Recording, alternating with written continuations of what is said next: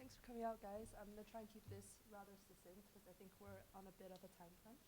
So my project title was Closing Technological and Cultural Gaps, Providing Accessible Education for Refugee Children.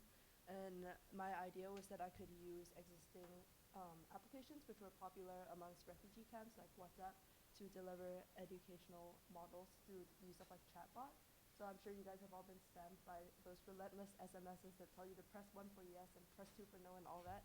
And my idea was to take that and apply curriculum to it.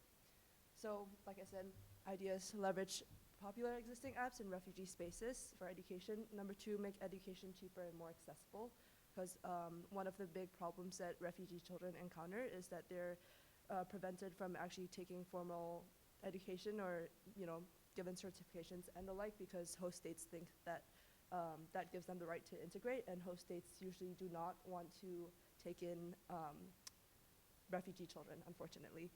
And this was applied to a specific population of the Rohingya who are currently dispersed from Myanmar. They're expelled from Myanmar. They're an ethnic minority, and most of them live in Bangladesh right now. And I used to live in Bangladesh, and I worked for a very long time with an NGO located in Bangladesh that worked with children. So that's how this idea came about. And the third part was providing more culturally relevant ways of learning. So like I said, a lot of times children don't have access to things which make sense to them. It's just Western education, or it's a very top-down approach where NGOs will just impose universal models of education to target populations. So for my process, the first thing I did was collect survey responses from children and teachers on existing curriculum. I got pretty lucky with this. I was able to complete it pretty early on in fall and winter quarter, and that was really helpful for informing how I wanted to proceed with the project. Afterwards, I processed the data and findings, obviously, and I tried to apply that into the model for WhatsApp, and that's when I realized that I have no technical skills whatsoever, and it was very challenging to, literally learn how to code from scratch. I tried a little bit, a lot of hours were spent just taking crash courses on this and that, and also learning about the WhatsApp API. But in the end, what happened for this year was that I just collected insights on digital learning initiatives for refugee children by speaking to people in the space. And then my next steps, I want to continue trying to make a working model. I recently had an epiphany. I don't know why it didn't hit me the entire year, but with the rise of things like ChatGPT, it's a lot easier to ask it to give you code, and I realized that I could ask it to give me very simple things I could plug into other apps. So there's an app called Telegram, which I found was a lot easier to work with than WhatsApp.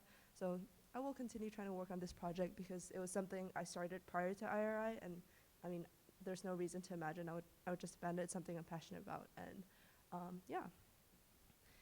So for the data write-up, this is an overview. Like I said, I collected data via Google Forms. I had some input on the Google Forms questions, but not all, but generally they're around themes of obviously education, accessibility, and also relevance of what the children were learning. And the Google Forms were filled out by 20 Rohingya girls undergoing Books and Bound curriculum. So Books and Bound is the NGO that I worked with.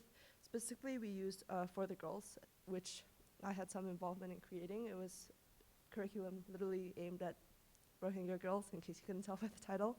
And from that, I parsed existing data from the girls and also from the teachers who were the ones responsible for disseminating the curriculum, and I assigned them to common identifiable themes and categories, and then afterwards created a report. So the product was a data write-up of survey responses from the girls undergoing the curriculum. Just screenshots, very brief. And some of the key findings I found, number one, I was right.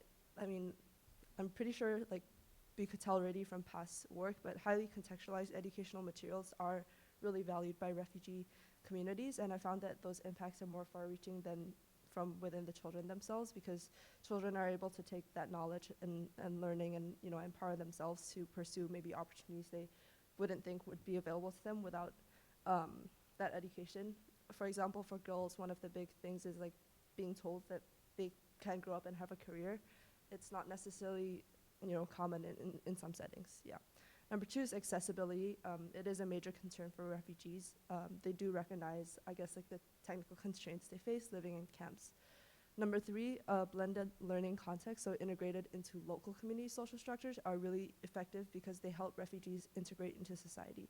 And what do I mean by local community social structures? I just mean, I guess, initiatives which involve local leaders and bring those people up to the forefront and bring those people to give you feedback, because that's how effective models are built, because those people are the ones leading and guiding communities, so their word is very important.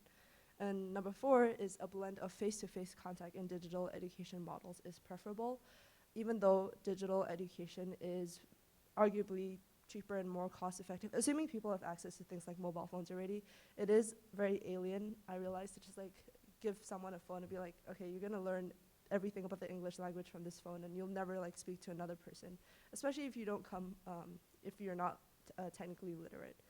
So conclusion from data write-up: findings do support academic research, because I did have a brief literature review after fall quarter, kind of what Dr. Klenrock talked about, like you look around, you poke around, you find things.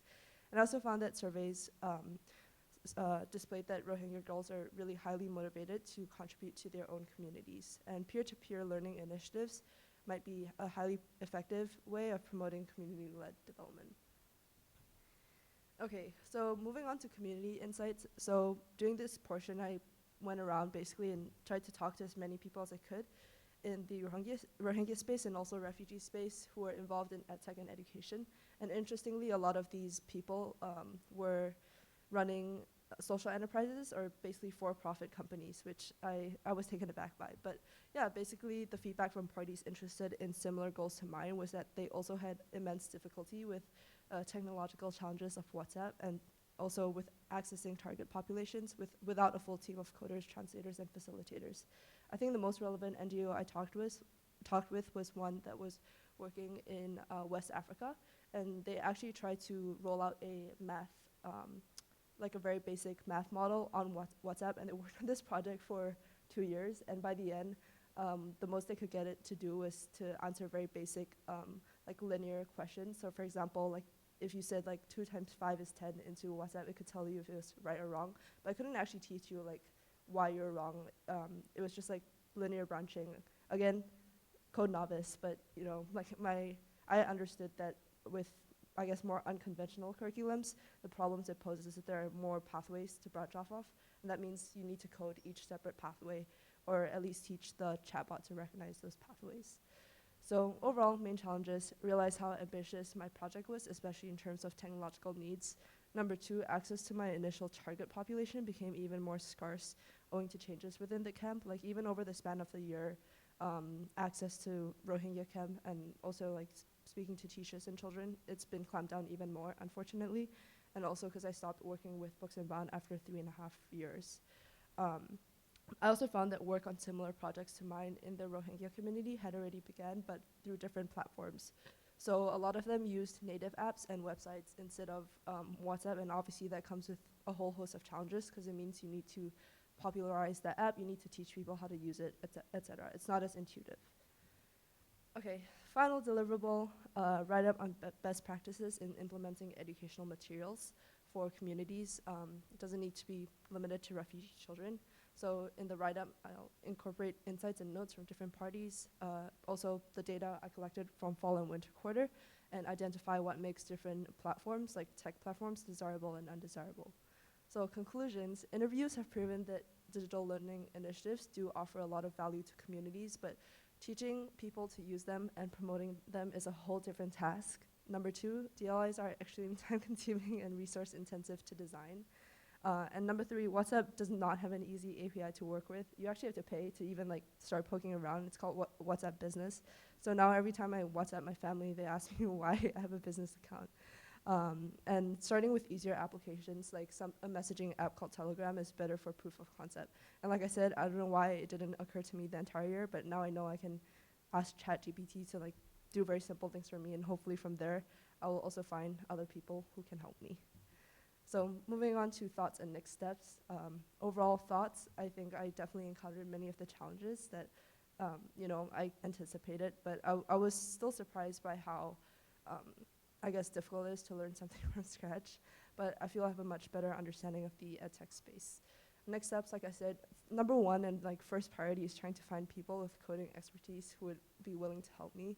I realized why now in Silicon Valley there's that, I guess, that stereotype or cliche that every engineer is being asked to do something like at all times.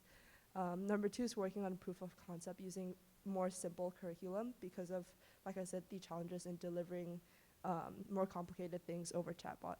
Number three, my postgrad plans are slightly up in the air, but I would be interested in volunteering with existing organizations which run DLIs in Singapore, especially with migrant workers, to see exactly how things are executed at the moment, because that population is more accessible to me. So yeah, thank you. And feel free to ask questions.